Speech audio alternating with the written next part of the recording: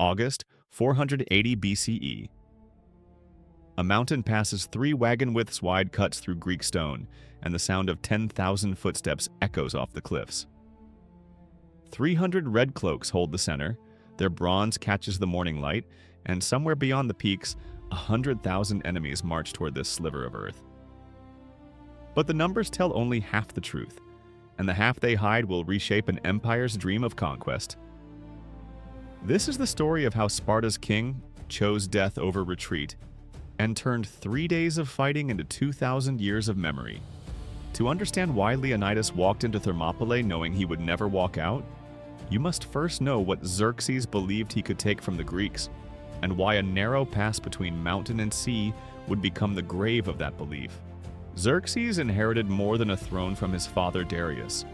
He inherited a grudge that had been burning for 10 years, ever since Greek spears had broken Persian dreams at Marathon. The great king ruled from the Indus to the Aegean, commanded nations that spoke 40 languages, and now he would finish what his father had started. This time, there would be no shortcuts across the wine-dark sea, no relying on ships alone to carry Persian vengeance to Greek shores. The preparations took 4 years. Engineers lashed boats together to bridge the Hellespont, creating a road of wood and rope across water that had never been walked. When storms destroyed the first attempt, Xerxes ordered the sea itself whipped for its disobedience, then built the bridge again, stronger. Supply depots rose along the coastal road from Sardis to Thrace. Grain ships gathered in every harbor between Phoenicia and the Black Sea. Ancient sources claim the great king commanded 5 million souls, but logistics tells a different story. 1 million men need 1,000 tons of grain each day, more water than rivers could provide, and roads that would stretch for hundreds of miles.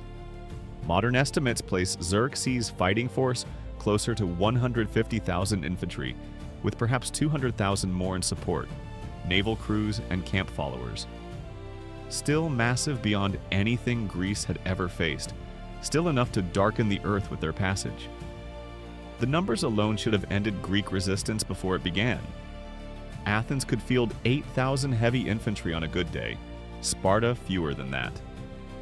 The other city-states combined might double those totals, but many would not come at all. Some had already submitted to Persian demands, offering earth and water as symbols of surrender. Others waited to see which way the wind would blow before choosing sides. Yet even 150,000 Persians represented a force unlike anything the Mediterranean world had seen.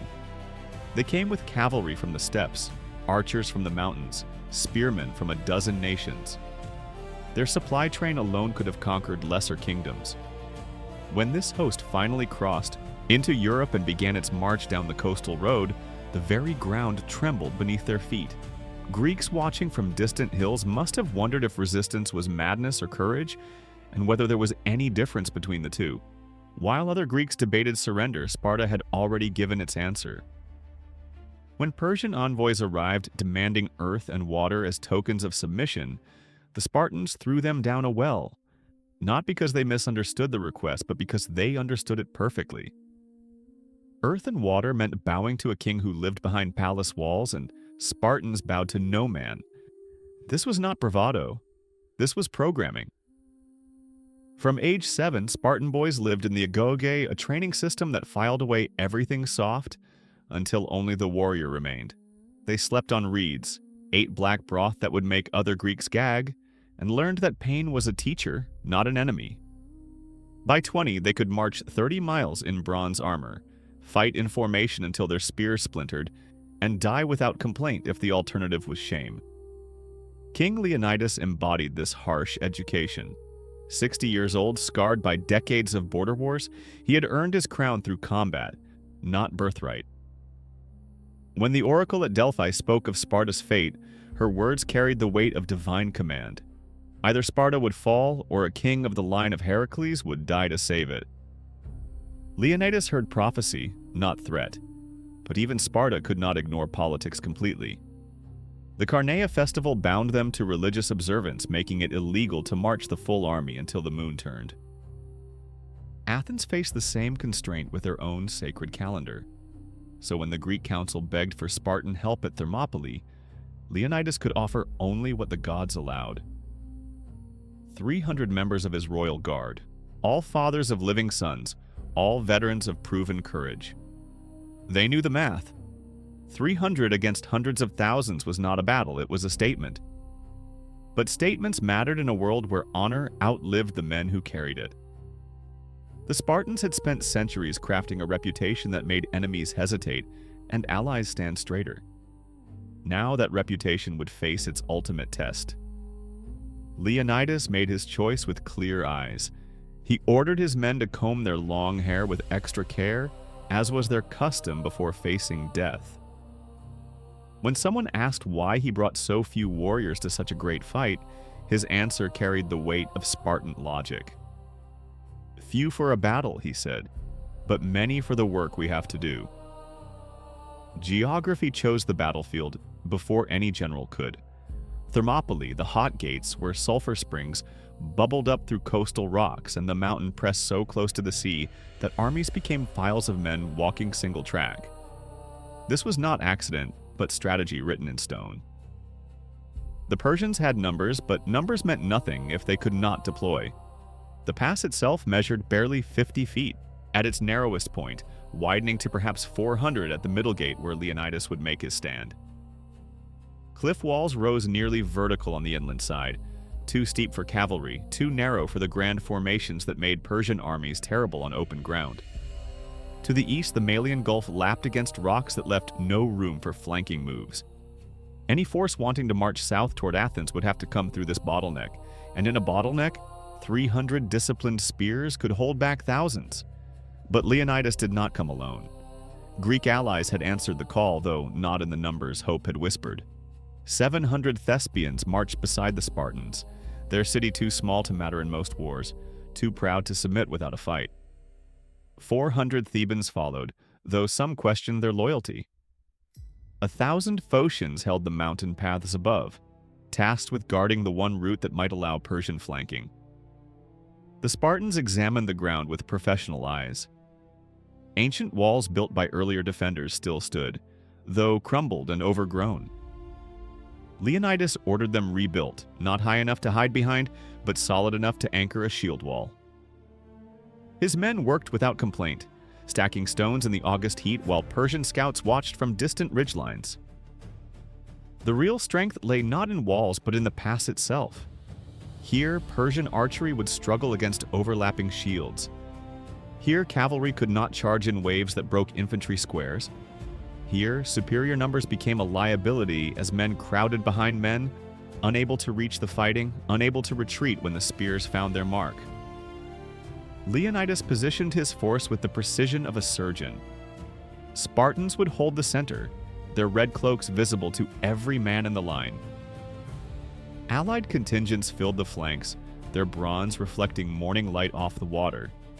Behind them, the rebuilt wall offered a final rallying point if the line broke. But the line would not break, not while Spartan discipline held it together. This was the trap Xerxes did not yet understand. His massive army would funnel into killing ground where their advantages disappeared and their weaknesses multiplied. The hot gates had been waiting for this moment, patient as stone, deadly as the narrow places where small forces wrote their names in the blood of empires. Dawn of the second day brought Persian trumpets echoing off the cliffs, a sound like bronze thunder rolling through the narrow pass. Xerxes had spent the night in fury, his scouts confirming what his eyes refused to believe. A handful of Greeks, barely more than a royal guard, stood between his empire and the conquest of Europe. The insult demanded immediate correction. The first wave came with the sun, median infantry advancing in loose formation toward the rebuilt wall. These were not Persia's finest troops, but they were numerous enough to test Greek resolve and expendable enough that their deaths would teach useful lessons. They carried shorter spears than the Greeks, curved swords designed for slashing, and wicker shields that looked fragile beside Spartan bronze. But numbers told only part of the story. The Persians advanced as individuals fighting near each other, while the Greeks fought as a single organism with bronze scales and iron teeth. The phalanx was more than formation. It was philosophy made flesh. Each man's shield protected his neighbor's right side, each spear thrust supported by the man behind, the entire line moving like a great bronze beast that breathed in unison and struck with collective will. The Medians hit the Greek line like waves against rocks. Persian spears, designed for throwing and close work, found themselves outreached by Greek weapons that stretched 9 feet of ash wood tipped with iron.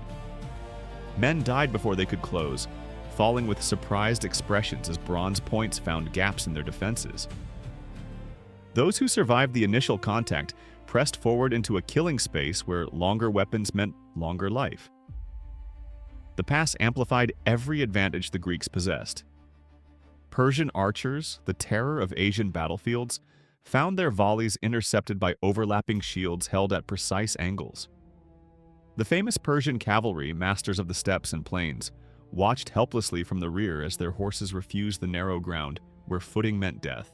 Even Persian numbers became a curse as men stumbled over their own dead while trying to reach an enemy that stayed just beyond sword range. Xerxes watched from his golden throne as wave after wave broke against the Greek line. The Spartans fought with mechanical precision, advancing when gaps appeared, retreating in perfect order when pressed, rotating fresh men to the front when the wounded needed rest. Their red cloaks grew darker with Persian blood, but the line never wavered. By midday, the narrow pass had become a slaughterhouse. Persian dead piled so high that attacks faltered as men climbed over their own fallen comrades. Greek spears thrust and withdrew with metronome regularity, finding flesh with each stroke. The hot gates had tasted empire blood, and the taste was sweet. Yet the Persians kept coming. They had crossed continents to reach this place, burned their bridges behind them, staked everything on Greek submission.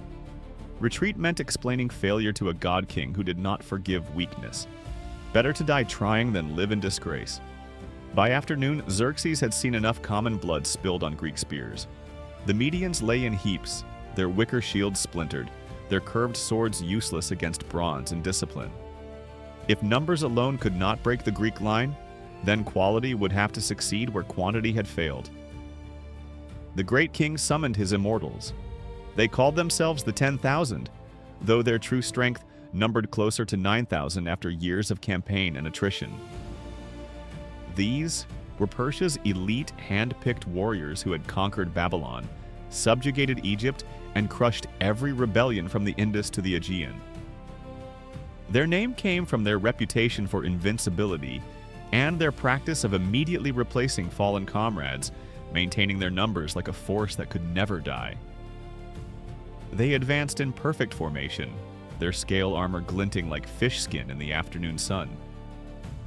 Each man carried a shorter spear than the Greeks, but one balanced for both thrusting and throwing. Their shields were smaller, lighter, designed for individual combat rather than collective defense. They moved with the confidence of men who had never met their match, who expected this handful of Greeks to break like every other enemy they had faced. But the hot gates cared nothing for reputation. Here, immortal met Spartan on ground that favored neither fame nor numbers, only the brutal mathematics of spearwork in narrow spaces. The Persians discovered what the Medians had learned with their lives. Shorter weapons meant death against longer ones, lighter armor meant vulnerability to bronze points, and individual skill meant nothing against collective discipline. The collision sent shockwaves through both armies. For the first time, Persian elite met Greek elite on equal terms, and the contest was not what either side expected. The immortals fought with desperate skill, their spears seeking gaps in Spartan armor, their swords flashing in close quarters where formation broke down into personal duels. Some broke through the first rank, only to find a second rank of spears waiting, then a third. Leonidas fought in the front rank beside his men, his bronze cuirass dented from Persian blows, his spear red to the socket. This was not Alexander's style of leadership from the rear, but the old way where kings proved their worth with their own blood. His men fought harder, knowing their king shared their danger, and the immortals discovered that Spartan discipline did not waver even when their leader bled. The battle raged through the afternoon heat, bronze ringing against bronze, men dying in inches of ground that changed hands with each surge. Persian bodies piled on Median corpses, creating ramparts of flesh that both sides had to climb to reach their enemies.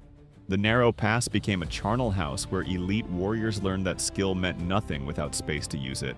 As the sun began its descent toward the western mountains, the immortals pulled back, leaving hundreds of their number feeding the flies. They had given their best effort and found it wanting. Behind them, Xerxes sat in stunned silence, watching his most trusted troops retreat from a force they outnumbered 30-1. For the first time since crossing into Europe, the great king tasted the bitter flavor of doubt. Night fell over the hot gates with Persian campfires stretching like stars across the coastal plain.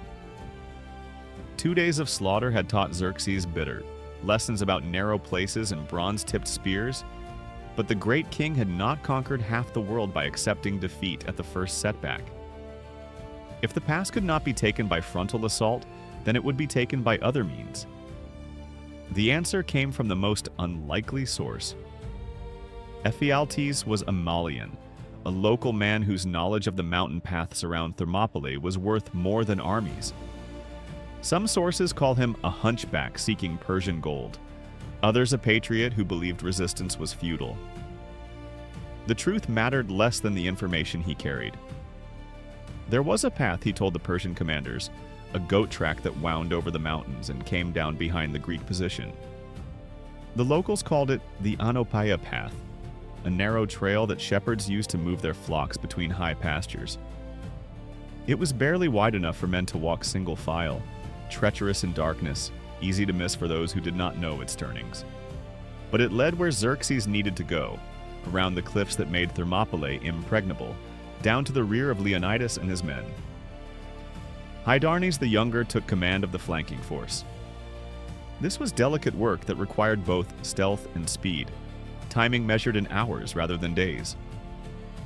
10,000 immortals would make the night march, following Ephialtes through paths their horses could not take, their heavy equipment left behind in favor of mobility.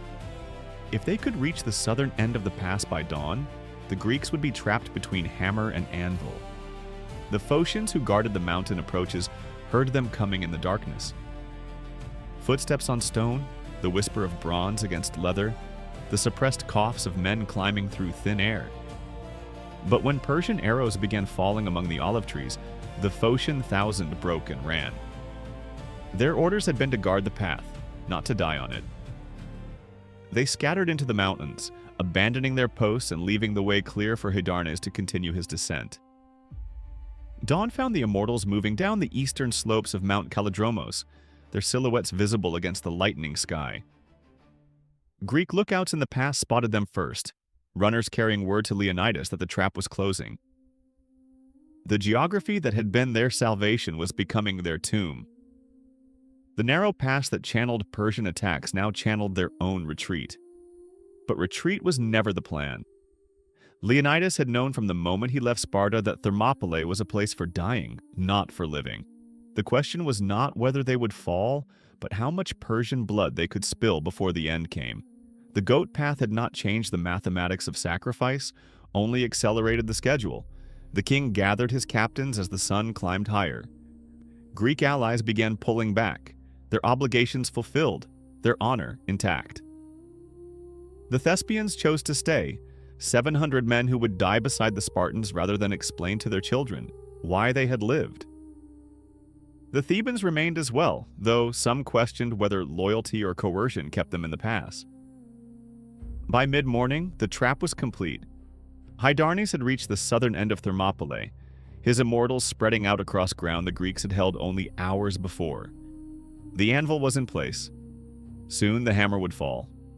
The third dawn broke gray over Thermopylae, mist rising from the hot springs like ghosts preparing for the day's harvest.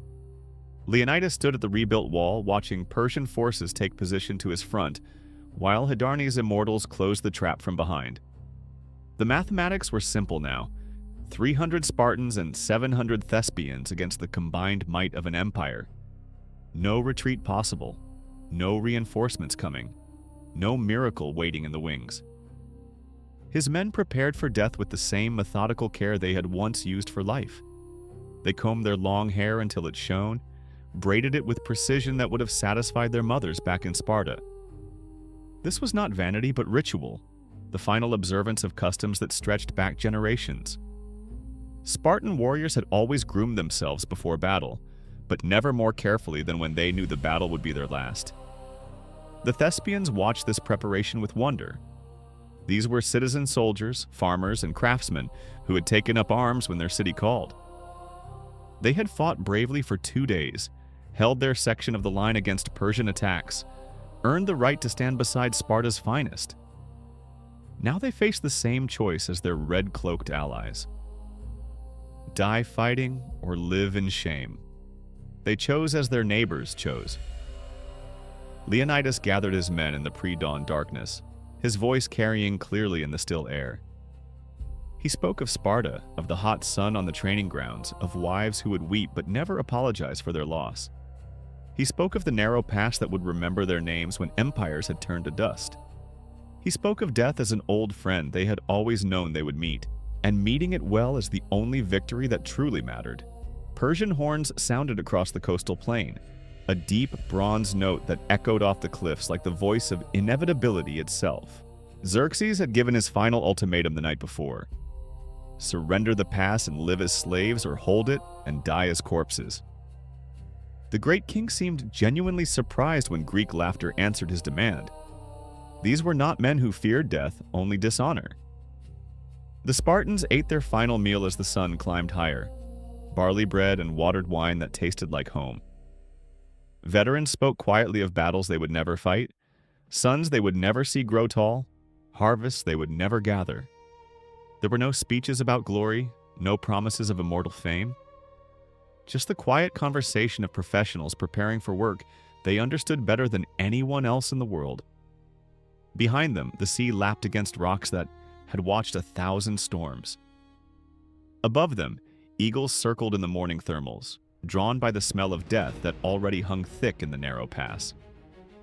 Ahead, the Persian army completed its deployments, a tide of bronze and flesh that would crash against the Greek line one final time. Leonidas checked his weapons, tested the balance of his spear, ensured his shield strap was tight. His armor bore the dents and scratches of 2 days fighting, but it would serve for 1 day more.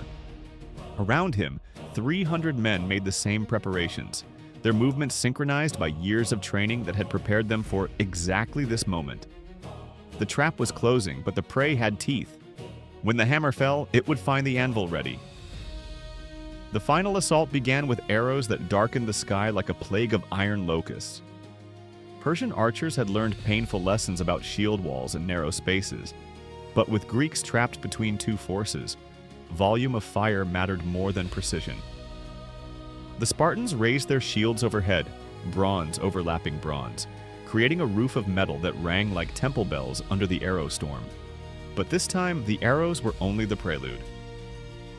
As the bronze-tipped rain fell, Persian infantry advanced from both directions, Xerxes' fresh troops from the north, while Hidarn's travel-weary immortals closed from the south. The trap that had taken 2 days to prepare sprang in minutes, crushing Greek resistance between converging walls of spear points and sword blades. Leonidas abandoned the rebuilt wall, falling back to higher ground where a small hill offered the last defensible position. His men moved in perfect order despite the chaos, shields locked, spears outward, the formation that had served them for generations intact, even as death closed around them. The Thespians followed, their amateur discipline holding firm beside Spartan professionalism. The hill became an island of bronze in a sea of Persian attacks. Spears thrust downward from the Greek line, finding Persian flesh with mechanical precision while arrows and javelins answered from below. Men died in increments, wounds accumulating until strength failed and bronze could no longer hold back iron. The circle of red cloaks grew smaller with each surge but never broke. Leonidas fell with a Persian spear through his chest, the bronze point emerging between his shoulder blades like a bloody flower. He died on his feet, sword in hand, his final blow taking a Persian captain's life, even as his own ebbed away. The sight of their king's death should have shattered Spartan morale, but training ran deeper than grief. They fought over his body like lions over their kill, The battle for Leonidas became its own savage drama within the larger slaughter. Persians pressed forward to claim the ultimate prize while Spartans died to deny them, each side feeding men into a grinder that cared nothing for rank or reputation. Bodies piled around the fallen king until it became impossible to tell Greek from Persian, ally from enemy, in the tangle of bronze armor and crimson cloaks. Persian arrows found their marks with increasing frequency as the Greek shield wall thinned. Men fell with shafts through their throats, their eyes, the gaps in their armor that widened with each wound. The Thespians died beside their Spartan allies, farmers and craftsmen who had learned the warrior's trade in 3 days of desperate fighting. The end came not with a charge but with exhaustion. Greek spears grew too heavy to lift, shields too cumbersome to hold, legs too weak to support bronze-clad bodies. One by one they fell, still facing their enemies, still dying hard, until only a handful remained on the blood-slicked hill. The last Spartan died as the sun reached its zenith, his broken spear still clutched in hands that would not release their grip. Around him, the narrow pass bore witness to a slaughter that had consumed 3 days and transformed a simple mountain trail into ground too sacred for ordinary men to walk. The hot gates had claimed their sacrifice, and the price had been paid in full. Silence fell over Thermopylae like a blanket thrown over the dead.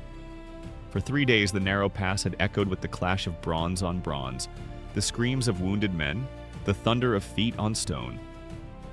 Now only the wind moved through the hot gates, carrying the smell of blood and the whispered prayers of Persian survivors who had learned what it cost to break a Spartan line. Xerxes walked among the corpses, his golden robes picking their way between Greek and Persian dead, piled 3 and 4 deep.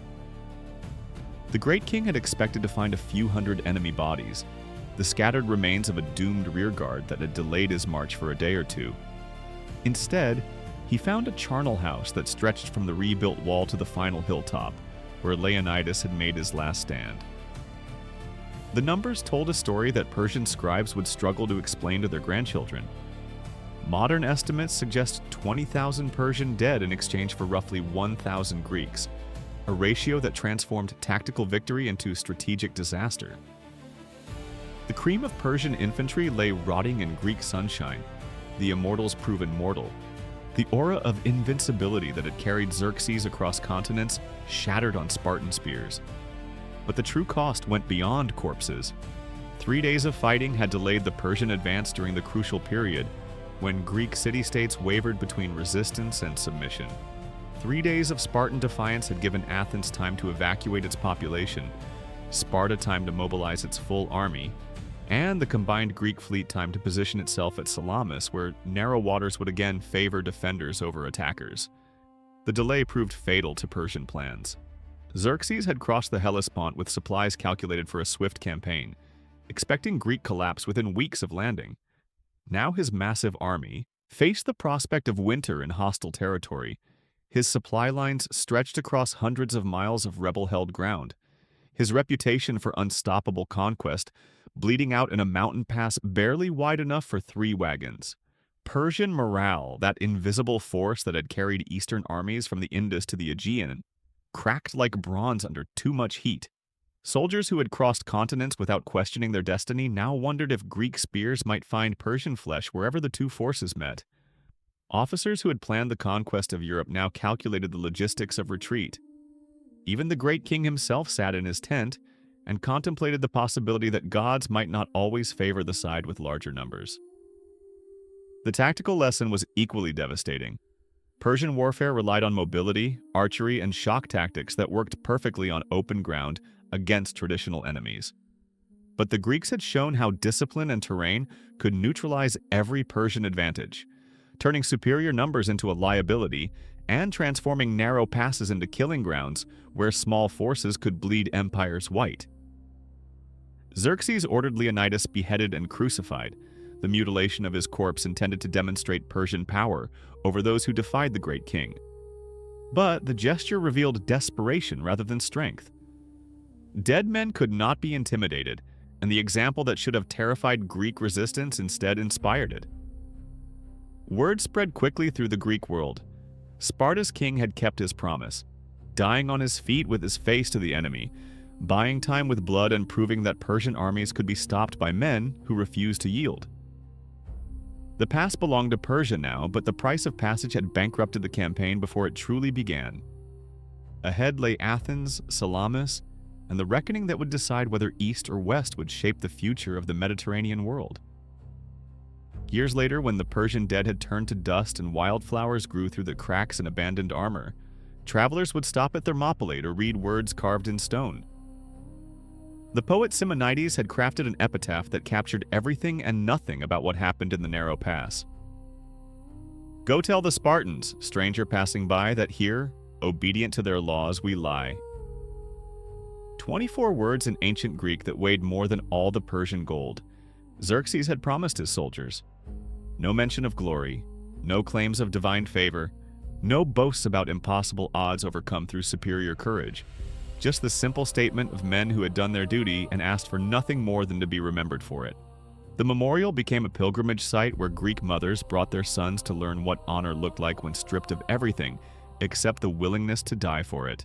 Spartan boys, already hard from years in the Agog, stood before the stone and understood that their training had always been preparation for moments like this, when the choice came down to duty or survival, and only one answer was acceptable.